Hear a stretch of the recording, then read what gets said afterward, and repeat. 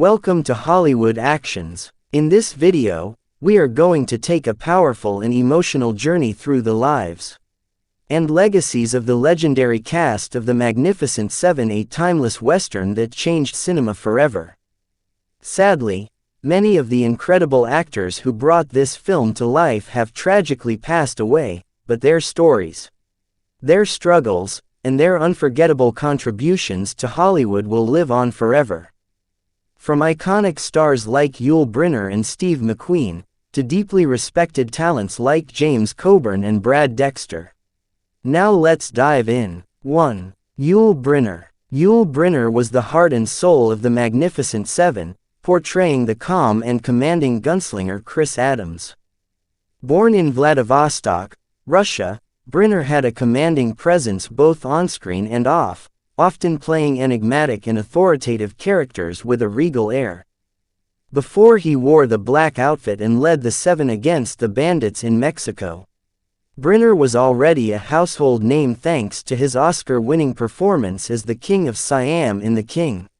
He died of lung cancer in 1985 and even recorded an anti-smoking PSA before his death that aired posthumously. 2. Steve McQueen. Known as the King of Cool, Steve McQueen became a Hollywood legend thanks to his gritty performances, rugged charm, and anti-hero image. In The Magnificent Seven, he played Vin Tanner, a laconic drifter who joins the cause for both the thrill and the justice. McQueen's rise to fame was meteoric. From television's Wanted, Dead or Alive to Bullet, The Great Escape, and The Thomas Crown Affair, he crafted a persona of rebellion, toughness, and authenticity. He died at just 50, leaving fans devastated and the industry mourning the loss of one of its most charismatic icons.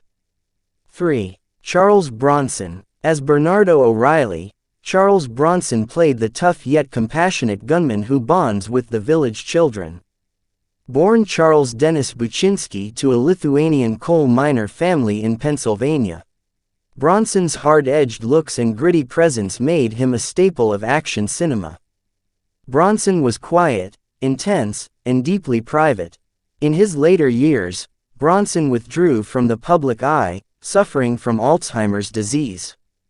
He passed away in 2003, surrounded by family, and was remembered not just as a movie tough guy but as a devoted father and husband. 4. James Coburn. Playing the deadly knife-thrower Brit, James Coburn was one of the coolest and most charismatic actors of his generation. With his gravelly voice, sly grin, and lanky frame, he brought a swagger to every role. In his later years, he suffered from severe rheumatoid arthritis but eventually found relief through alternative treatments, allowing him to return to acting. Coburn passed away from a heart attack at 74. His talent, wit, and distinctive energy made him one of the most unforgettable presences in classic American cinema. 5. Robert Vaughn. Robert Vaughn portrayed Lee, the haunted gunman with a troubled past, adding complexity to the group dynamic in The Magnificent Seven. A trained Shakespearean actor, Vaughn brought a sophistication and intelligence to every performance. He also earned acclaim for his work in Bullet and The Towering Inferno. Vaughn was a vocal political activist and earned a Ph.D. in communications, rare among Hollywood stars. He died in 2016 from leukemia, just days shy of his 84th birthday.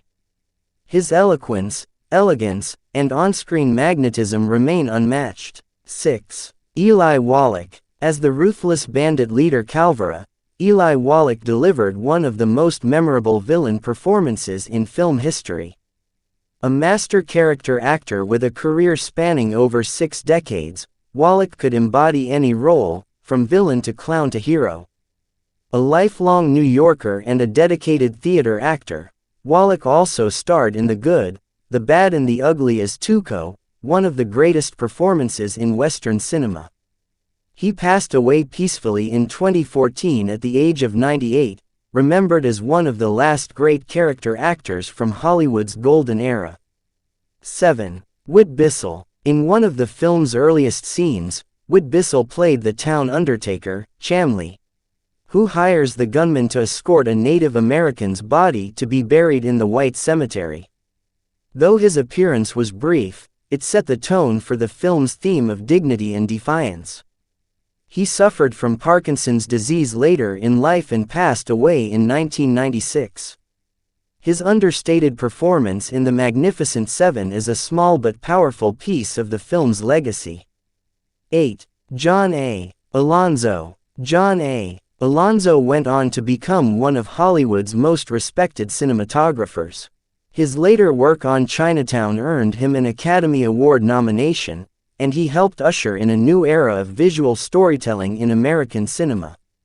Alonzo's path started in acting, especially in Latino and supporting roles. He died in 2001 from cancer, having left behind not only a visual legacy but also a path for future filmmakers of color. 9. Vladimir Sakalof. Vladimir Sakalof, who played the wise old man in The Magnificent Seven. Sakalof had a long career spanning from silent films to talkies, from Russian theater to German expressionism to American westerns. His roles in For Whom the Bell Tolls, The Life of Emile Zola, and The Magnificent Seven showcased his immense range. He died just 2 years after The Magnificent Seven was released, but his portrayal of the village elder remains a touching and critical element of the film's emotional core. 10. Jorge Martinez de Hoyos. Jorge Martinez de Hoyos played Hilario, one of the brave Mexican villagers who dares to confront the bandits and helps hire the 7 gunfighters. His role provided a moral compass and represented the voice of the oppressed people the heroes were trying to save. Hoyos was already a respected actor in Mexican cinema, and his performance gave The Magnificent Seven. He died in 1997, remembered as one of Mexico's greatest cinematic voices and a key part of this international Western classic.